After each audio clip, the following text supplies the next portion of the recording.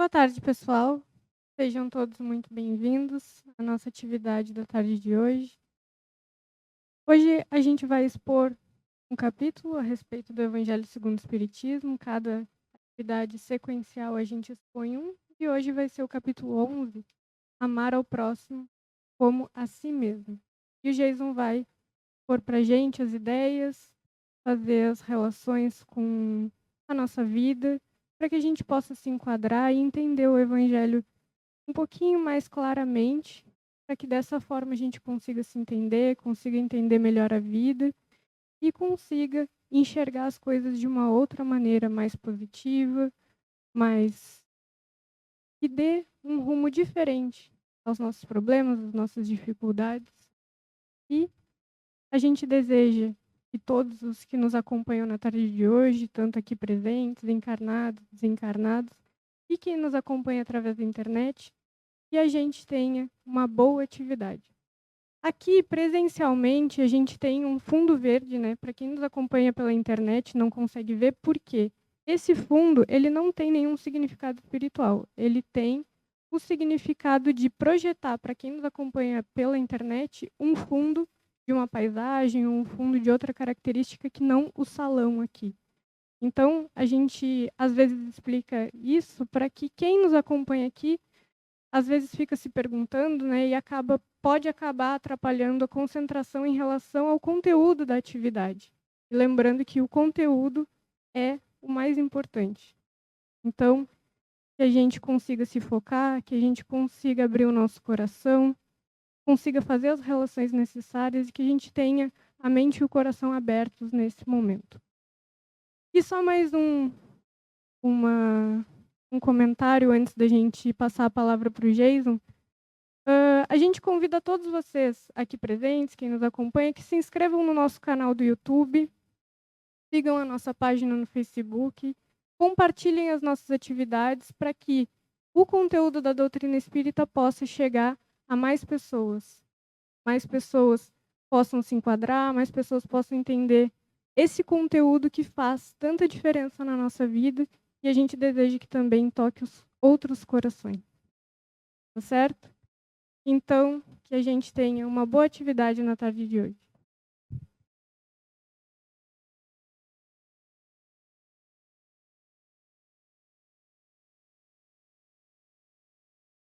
Boa tarde, pessoal. Então, o capítulo de hoje é esse, amar o próximo como a si mesmo. Vocês já ouviram provavelmente falar disso muitas vezes. Vai procurar estabelecer algumas relações práticas com a nossa vida. Eu vou ler só a passagem bíblica que dá título ao capítulo, de onde foi tirado esse título. Vocês encontram ela na Bíblia no Evangelho de São Mateus, capítulo 22, versículos 34 a 40. Está contando algo sobre a vida de Jesus.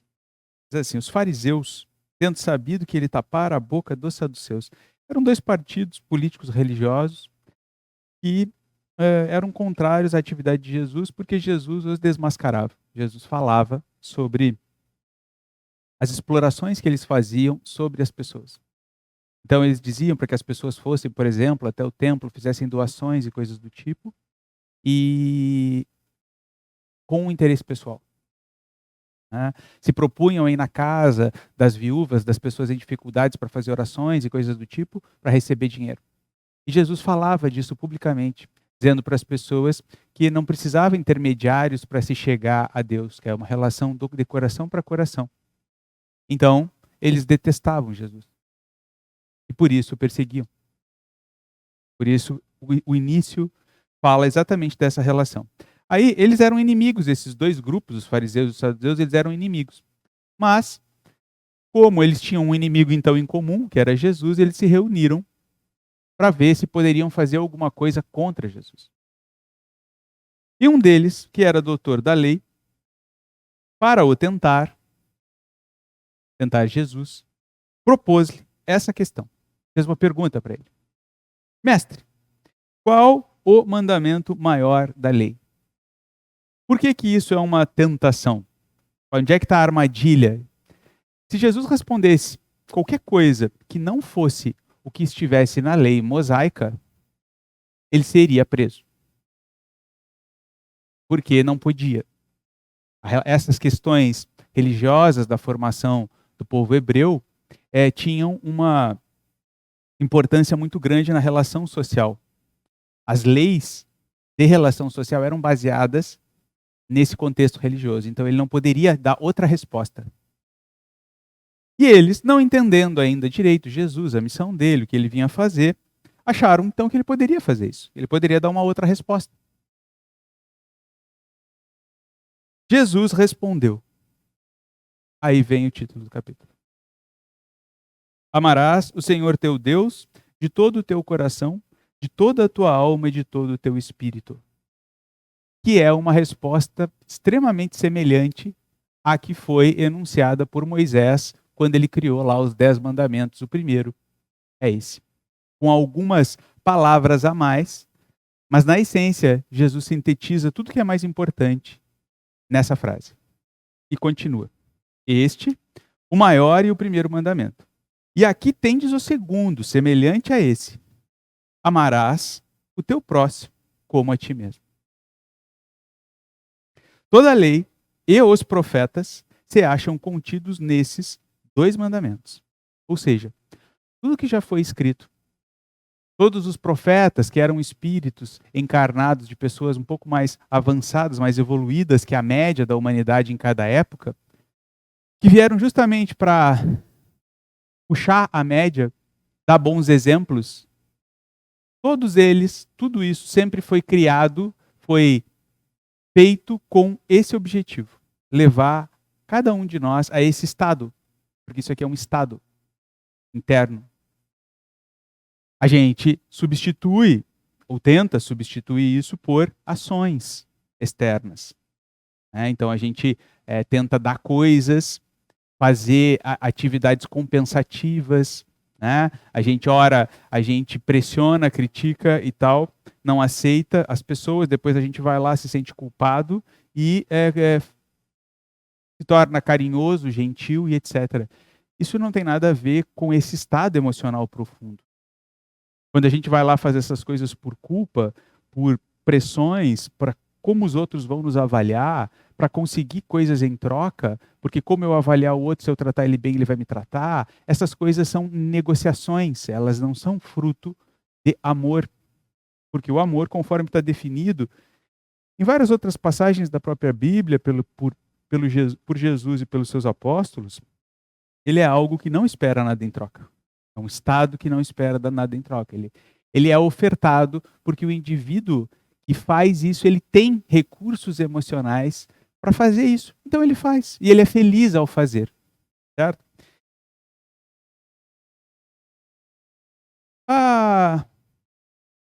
O foco aqui que eu vou procurar dar para a palestra é nessa relação entre amar ao próximo como a si mesmo. Né? Por quê? E a gente começa então falando do primeiro mandamento, que é o amar a Deus. Vocês notem que isso é uma coisa bastante difícil de ser feita da faixa evolutiva que nós nos encontramos. Porque nós não vemos, nós não sentimos, a nossa relação com Deus é muito mais ainda de adivinhação, porque nós somos, na média, espíritos ainda encarnados e desencarnados, mas muito necessitados de coisas objetivas, de formas, de corpos, de ver, de tocar, coisas que impressionem os nossos sentidos, de ouvir, para poder acreditar, para poder estabelecer uma relação com as coisas. E como a gente não consegue, com esses sentidos pobres, materiais, estabelecer uma relação direta com Deus, a gente não consegue inicialmente desenvolver esses laços afetivos, esses laços de consideração e de amor mais profundos. Então, exatamente por isso é que Jesus, ao responder essa pergunta dos fariseus, ali do doutor da lei, ele faz questão de falar do segundo mandamento, que não está lá nos 10 mandamentos de Moisés. E coloca essa relação com o próximo. Quem é o próximo? São todas as pessoas que cruzam a nossa vida. Sejam elas pessoas mais próximas, no sentido de ter vínculos consanguíneos, ter vínculos familiares, sejam elas pessoas desconhecidas, mas que atravessam a nossa vida em algum momento. Na doutrina espírita, a gente estuda, inclusive, que esse próximo são os espíritos que nos acompanham desencarnados, sem que a gente, muitas vezes, perceba, mais uma vez, através dos sentidos objetivos, essa ação deles, que se dá de forma indireta, inspirativa, através de ideias e emoções que surgem em nós de forma tão sutil que muitas vezes parecem ter sido gerados dentro de nós, por nós mesmos, sendo que muitas vezes foram sugeridos. Esses espíritos, que são pessoas desencarnadas, que em breve estarão reencarnadas, da mesma maneira que nós vamos estar daqui a um tempo desencarnados, também são o nosso próximo. Então, através dessa relação com o próximo, a gente precisa desenvolver habilidades, vamos dizer assim, emocionais, para passar pelas situações, pelas adversidades, pelas contrariedades, pela própria convivência. É uma série de desafios que exigem um desenvolvimento das nossas emoções, das nossas capacidades. Então a gente, através desse contato com a matéria, com as formas e com os demais seres, a gente acaba desenvolvendo habilidades que a gente antes então não tinha. Por isso a palavra desenvolver. Eu era mais embrutecido. E aí quando eu passo pelas relações, pelos sofrimentos mesmo que tudo isso nos causa, muitas vezes, e por outro lado pelas alegrias que isso também gera, as satisfações, isso começa a mexer dentro de mim e despertar novas coisas. À medida que essas coisas vão evoluindo e a gente vai reencarnando, desencarnando e reencarnando, por isso que são muitas encarnações, isso vai se desenvolvendo cada vez mais, cada vez mais, cada vez mais. Então, aquilo que a gente precisa, os recursos que a gente precisa para entender Deus, que são de ordem emocional, a gente vai adquirindo. E vai, então, tendo os recursos para então começar a estabelecer uma relação mais direta, mais objetiva com Deus. Por isso que Jesus fala dessa maneira. Ele coloca o próximo como um meio. E todas as relações derivadas disso. Porque é isso que nos leva ao desenvolvimento. Vamos falar de alguns exemplos práticos, né? Na verdade, estão todas as coisas, mas todos os tipos de relação. Mas vamos para tornar a coisa mais palpável, talvez. Quando a gente tem uma relação familiar dificultosa, nossos parentes a gente não se sente acolhido, não consegue ter uma relação harmônica com os nossos parentes, consanguíneos, isso nos machuca, isso nos magoa, isso nos desafia. Porque se a gente permanecer irritados, cobrando, a gente vai ficar insatisfeito, a gente vai ficar frustrado, a gente vai desenvolver mágoas, a gente vai ficar com uma série de desequilíbrios emocionais. Para não ir por esse caminho de desequilíbrio, a outra opção é o esforço que se faça na direção de compreendê-los. E não de exigir mais, compreendê-los. Isso já nos faz um desafio direto ao nosso ego, ao nosso eu. Porque a gente tende a priorizar e exigir dos outros. Então, eu exijo que tu me trate assim.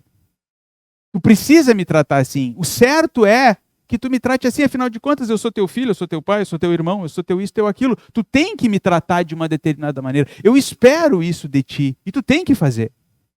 E se tu não faz, eu te cobro. Eu mostro a minha revolta, a minha insatisfação por causa disso. E isso gera o choque Porque o outro, por sua parte, também acha que não deve fazer, ou que não pode fazer, ou não quer fazer, por qualquer motivo que seja. E isso gera o choque. Se o outro não dá o braço a torcer e eu também não, o que acontece? O choque vai durar a vida inteira. E novas situações conflitivas vão surgir e vão me afetar, e mais mágoas e mais problemas. Quem que vai ser o principal afetado das minhas emoções? Eu. Eu sou o primeiro portador delas. Elas passam por mim antes que eu as emita, antes que eu transforme elas numa ação, ou numa frase, numa agressão, numa coisa qualquer. Elas se formam dentro de mim. E é por isso, inclusive, que hoje a ciência, por exemplo, tem um ramo da ciência que se chama psiconeuroimunologia, que estuda exatamente esses aspectos emocionais sobre o corpo, como eles desequilibram o corpo. A gente consegue ver isso de uma forma muito prática na nossa vida. A gente fica nervoso, tem dor de barriga, tem dor de estômago, tem taquicardia, coisas desse tipo. Quer dizer, são emoções que são do espírito e que repercutem no corpo. Só que não ficam dessas características, nesses sintomas mais leves. Muitas vezes coisas bem mais graves, como cânceres, por exemplo, são formados por pessoas que mantêm mágoas durante longo tempo. Inclusive se tenta estabelecer relações entre tipos de emoção e tipos de consequência, tipos de cânceres, por exemplo, que podem ser gerados.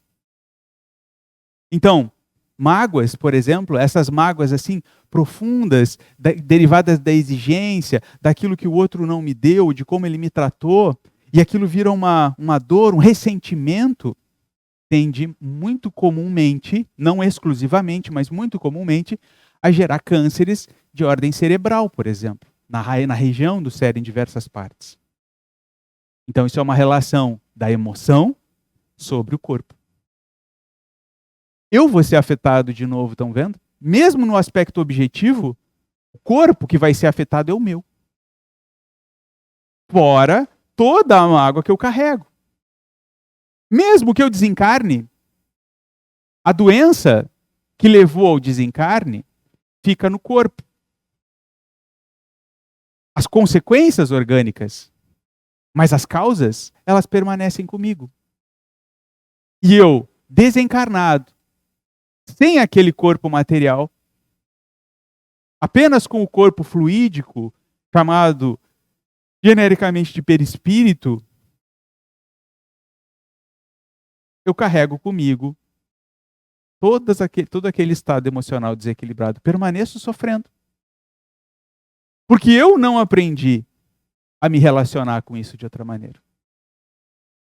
Aí a gente vai ver o Evangelho. Vamos ver o que Jesus falou sobre isso. A gente vai estudar a doutrina espírita.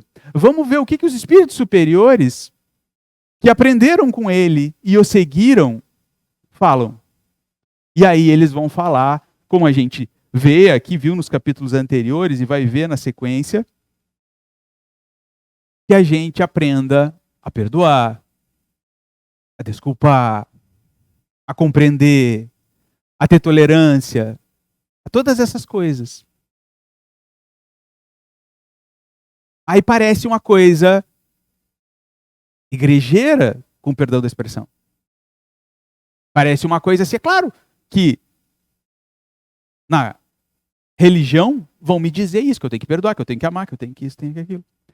Mas a gente não se dá conta que quem formulou esse conceito, quando Jesus anunciou isso, ele não falou só visando o benefício da pessoa com a qual nós nos relacionamos. Ele falou isso para que nós fôssemos também mais felizes, por causa disso que eu acabei de explicar. Nós carregamos o estado de desequilíbrio. Então, em outras palavras, vale a pena a luta para adquirir essas habilidades de compreensão, de tolerância, etc.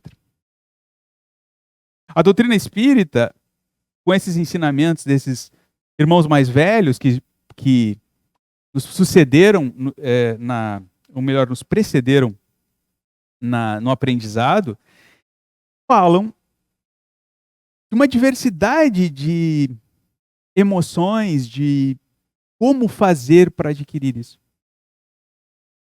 Quais esforços? Então, mais uma vez, como exemplo, eles falam muito dessa relação, mais uma vez, do eu.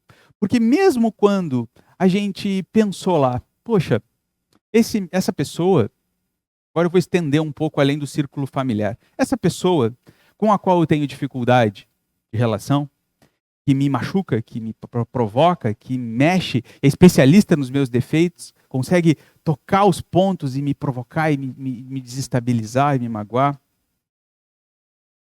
Eu começo a pensar através desses estudos, dessas reflexões, que, puxa, ela, afinal de contas, ela é uma pessoa pobre, ela também tem limitações, ela faz isso por determinadas razões compensativas, ela também tem problemas, ela tal, e eu começo a entender, e vou me convencendo que eu não tenho por que manter esses estados desequilibrados. Intelectualmente, eu compreendo depois de um tempo. Não é difícil compreender. A doutrina espírita, os ensinamentos de Jesus, quando tirados do quadro das alegorias, eles são muito, muito objetivos. Mas aí, a gente encontra a pessoa. A gente vai conviver numa nova relação, numa nova situação com aquela pessoa. E não só com a pessoa, nós também vamos abrir um pouco mais. A gente vai conviver com as coisas da vida, com as dificuldades, com a falta de dinheiro, com a falta de saúde, com as tragédias coletivas, com tantas coisas que vão nos desafiar o equilíbrio. E aí, mesmo depois de eu ter estudado, eu ter entendido que, não, a tragédia coletiva ela acontece para mexer nos corações endurecidos, voltados para si mesmo, para despertar a solidariedade, como resgate de vidas anteriores, nas quais o indivíduo era quem agredia, dizimava populações, tirava casas, queimava, agora ele se vê dentro da situação. Uma lei de ação e reação, de retorno, para aprender como que se sente quando se está lá dentro, como vacina para nunca mais fazer aquilo. E a dor, a dificuldade, a doença, ela é o fruto de um histórico de desequilíbrios cultuados. As células tentaram se manter funcionando equilibradamente, mas as nossas emoções, torpedeando elas se desequilibraram, se desarmonizaram, produziram diversos tipos de doença e de consequências.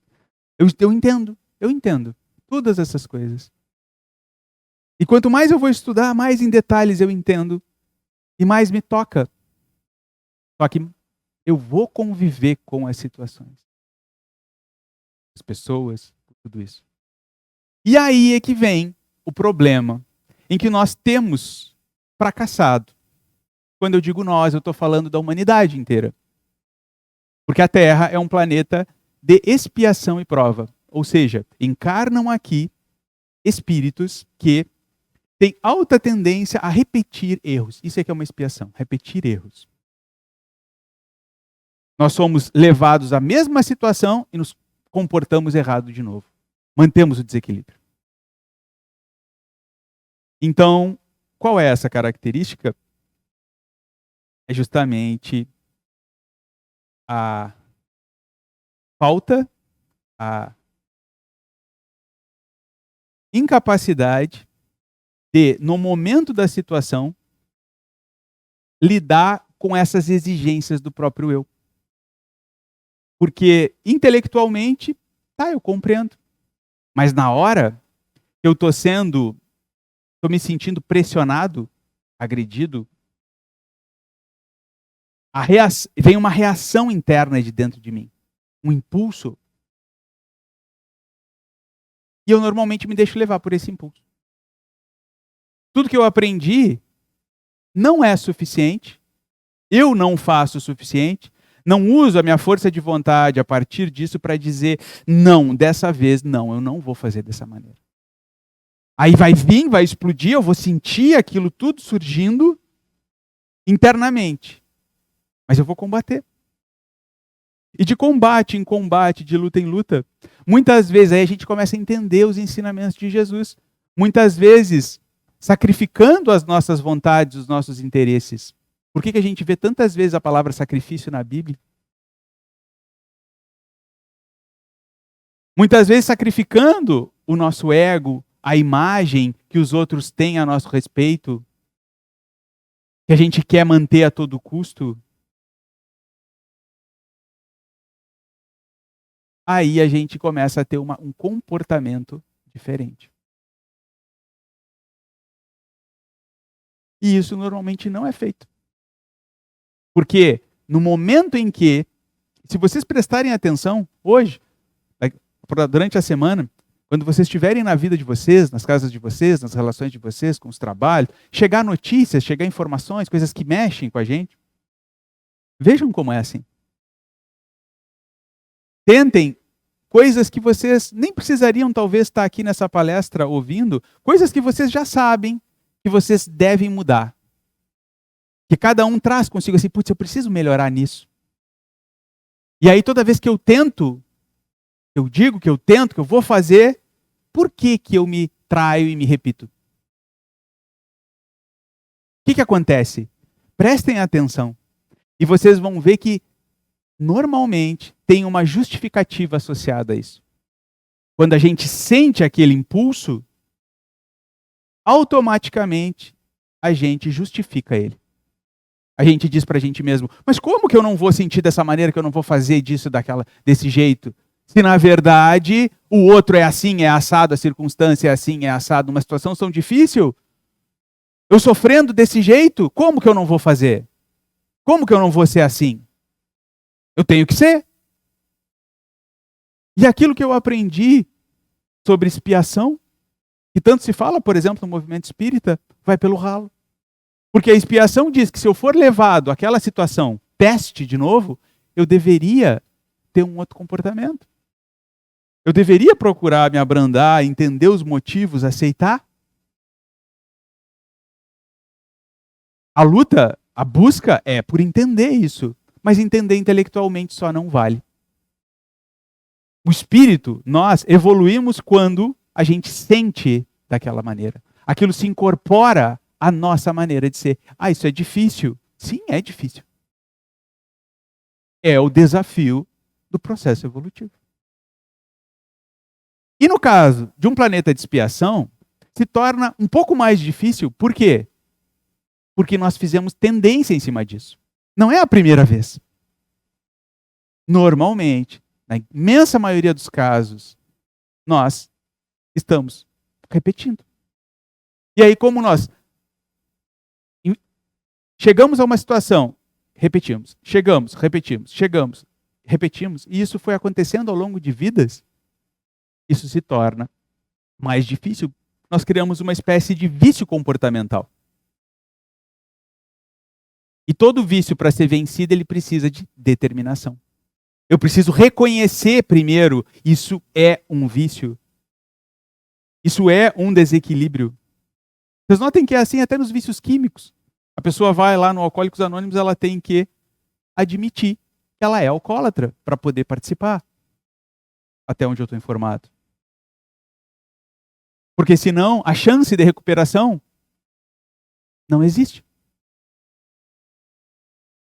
Quantas coisas a gente faz e quando a gente justifica, o que a gente está dizendo? Não, estou certo, tem um motivo para estar assim. Eu até não gostaria de agir, mas as circunstâncias me forçam. É isso que eu estou dizendo. E aí eu jogo para fora. A culpa é dos outros, a culpa é da vida. A culpa é... Só que quem é que permanece dentro daquele estado emocional? Eu. Aonde essas emoções vivem? Dentro de mim. No corpo de quem elas vão repercutir? No meu. Quem é que se torna amargurado, infeliz, frustrado, deprimido, sem perspectiva, com vazio existencial? Eu. Então como é que pode? Se é culpa dos outros, como é que pode?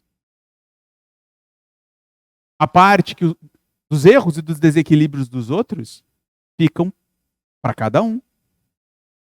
Mas a minha parte não é justificada. A minha parte precisa ser mexida.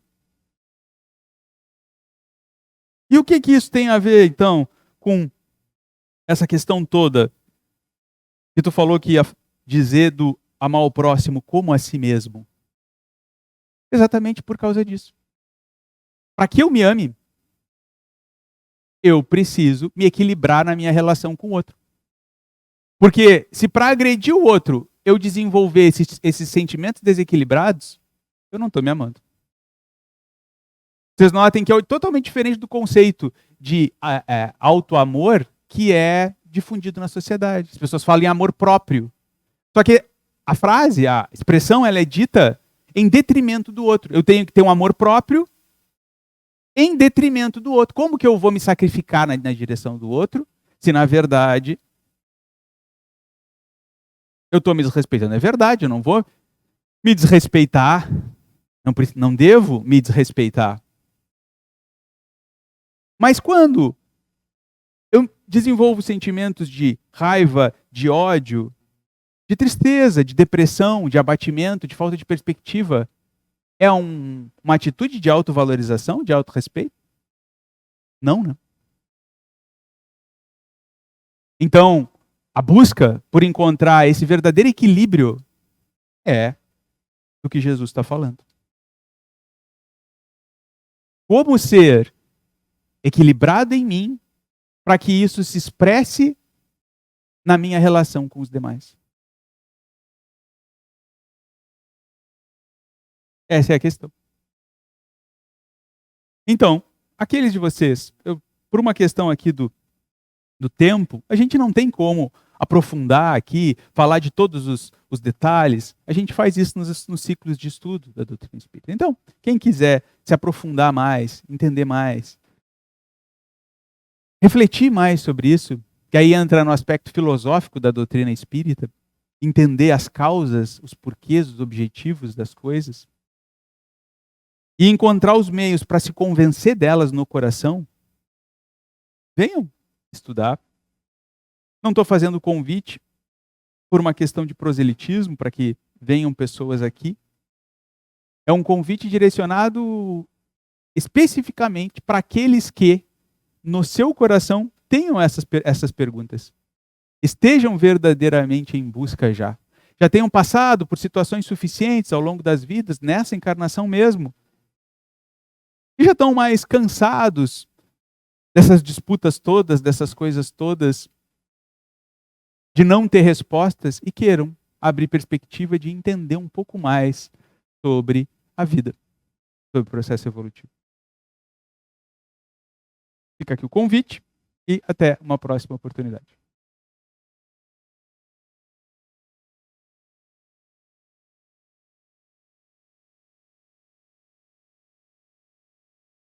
Pessoal, antes de encerrar nossa atividade, relembrando o convite a vocês que se inscrevam no nosso canal do YouTube, do Facebook, para procurar as nossas páginas, digitem ali na busca Sociedade Espírita Beneficente Miguel Vieira de Novaes, vai aparecer ali um símbolo que é o contorno do Brasil, com um fundo branco, o contorno do Brasil em azul. E se inscrevam, nos ajudem a aumentar a movimentação da nossa página, para que a gente chegue no YouTube a 1000 seguidores, para que a gente possa ter uma expansão maior dentro ali da ferramenta, né? E, como eu falei no início, para que esse conteúdo chegue a mais pessoas e que possa fazer a diferença também, como fez diferença na nossa vida, tá certo? Se vocês gostaram do conteúdo, compartilhem, nos ajudem, por favor. Certo? Tenham todos uma boa semana e até a nossa próxima atividade na terça-feira, às 20h30 da noite.